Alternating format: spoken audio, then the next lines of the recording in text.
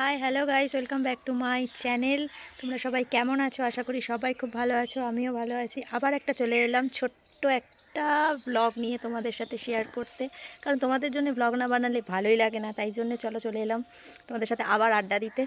দেখো, আমি পুরো এখন মুখের ওপর পুরো রোদটা পড়েছে, আমি পুরো গাছের তলায় এখানে দাঁড়িয়ে রয়েছি। তার জন্য মুখের ওপরে একটা হালকা হালকা একটা শ্যাডো পড়ছে। এখানটা দাঁড়িয়ে বেশ ভালো লাগছিলো ব্লগটা করতে, তাই জন্য তোমাদের সাথে শেয়ার করলাম। আগের দিন তোমাদের সাথে শেয়ার করেছিলাম যে আমাদের বাড়িতে কত রকমের গাছ হয়েছে, তার মধ্যে সব ফল হয়েছে, সেগুলো শেয়ার করেছিলাম। তো আজকে আবার চলে এসেছি একটা ছোট্ট ব্লগ নিয়ে। সেটা চলো, আমাদের বাড়িতে কি সুন্দর ফুল হয়েছে, তোমাদের সাথে শেয়ার না করলে তো সেটা চলবেই না।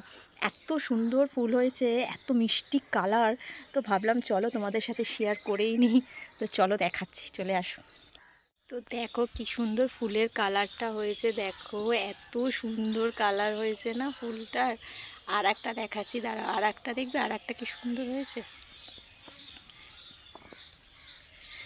জাস্ট কালারগুলো দেখবে আর কমেন্টে জানাবে যে কালারগুলো কীরকম হয়েছে। এইটা দেখো, জাস্ট দেখো শুধু, এটা পুরো আগুন আগুন কালার, এত সুন্দর হয়েছে।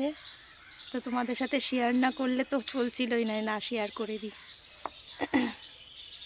আর এইটা দেখো, এই কালারটা আগের কালারটা অনেকটাই একই। দেখো,